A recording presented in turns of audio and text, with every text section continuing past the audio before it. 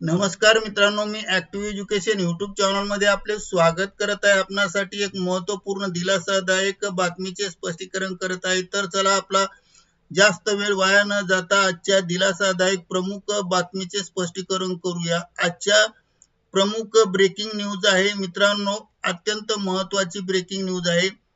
सर्वात मोठी बातमी जंतर मंतर वरून प्राप्त पेन्शनधारकांचा महागाई भत्ता डीए व वैद्यकीय सुविधाबाबत आताच्या घडीचे मोठे अपडेट जाणून घ्या सविस्तर। या संदर्भामध्ये सविस्तर माहिती जाणून घेऊया।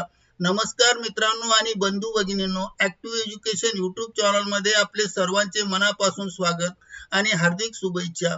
जंतर मंतर वरून प्राप्त बातमीनुसार देशातील पेन्शन धारकांच्या संदर्भात महागाई भत्ता व वैद्यकीय सुविधेबाबत आताच्या घडीचे सविस्तर इतिवृत्तांत पाहूया।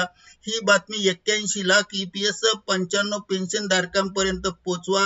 चॅनलला सबस्क्राइब करा, बेल आयकॉनला दाबा आणि नवनवीन अपडेट प्राप्त करा। चला तर करूया गुड ब्रेकिंग न्यूजचे स्पष्टीकरण। मित्रांनो, ईपीएस 95 पेन्शन धारकांसाठी जंतर मंतर वरून आताच्या घडीची मोठी बातमी प्राप्त झाली आहे। भविष्य निर्वाह निधी म्हणजेच ईपीएफओ ने ईपीएस 95 निवृत्ती वेतन योजनेअंतर्गत समाविष्ट असलेल्या निवृत्ती वेतन धारकांनी किमान 7,500 रुपये मासिक निवृत्ती वेतन मागणी दिनांक 5 ऑगस्ट 2026 रोजी देशव्यापी आंदोलन सुरू करून केली आहेत आणि तेवढे पेन्शन मिळालेच पाहिजे। सध्या कर्मचारी निवृत्ती योजनेअंतर्गत ईपीएस 95 ला किमान पेन्शन निवृत्ती वेतन हे केवळ 1,000 रुपये मिळतात। ही प्रणाली 1 सप्टेंबर 2014 पासून लागू आहे।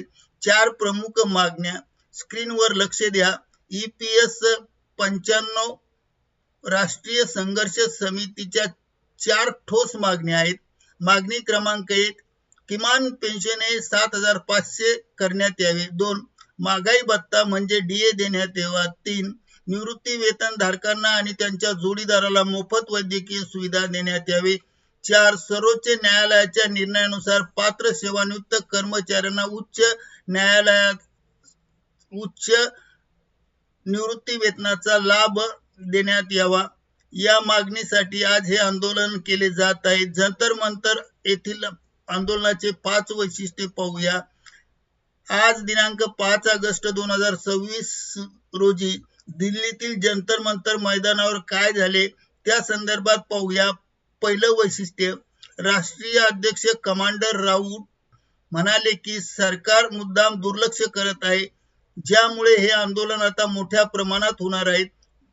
दुसरे वैशिष्ट्य, ईपीएस 95 अंतर्गत हजारो निवृत्ती वेतनधारक रस्त्यावर आहेत। मागणी पूर्ण होईपर्यंत आंदोलन सुरूच राहणार आहे। 3, समितीचे म्हणणे आहे की अनेक वर्षे निवेदन दिले, शांततेत निदर्शने केली, सरकारने 7,500 रुपये देण्याचा धोरणात्मक निर्णय घेतला नाही। चौथे वैशिष्ट्य, अशोक राऊत म्हणाले की सुमारे 81 लाख ईपीएस 95 पेन्शनधारकांना गेल्या 10 वर्षापासून ही मागणी करत आहे, फक्त आश्वासने मिळाली, कृती काहीच झाली नाही। पाचवे वैशिष्ट्य, सर्वात धक्कादायक आकडा, सरासरी फक्त 1,171 रुपये मासिक पेन्शन मिळते। ही रक्कम सध्याच्या महागाईत जीवन जगण्यासाठी अपुरी आहे। शेवटचा पर्याय, आत्मदहनाचा इशारा। संघर्ष समितीने गंभीर इशारा सरकारला दिला आहे। ज्या कर्मचाऱ्यांनी देशाच्या विकासात योगदान दिले त्यांना सन्मानाने जीवन जगण्यासाठी किमान 7,500 पेन्शन हवी आहे।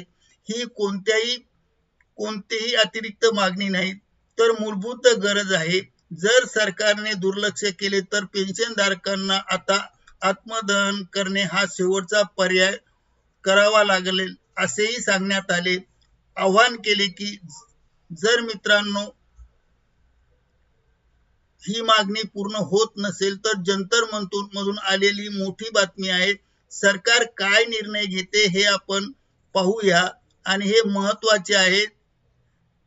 ईपीएस 95 धारक तुम्ही आहात का? कमेंट करून सांगा। ही माहिती इतरांपर्यंत शेअर करा, लाईक करा, सबस्क्राइब करायला विसरू नका।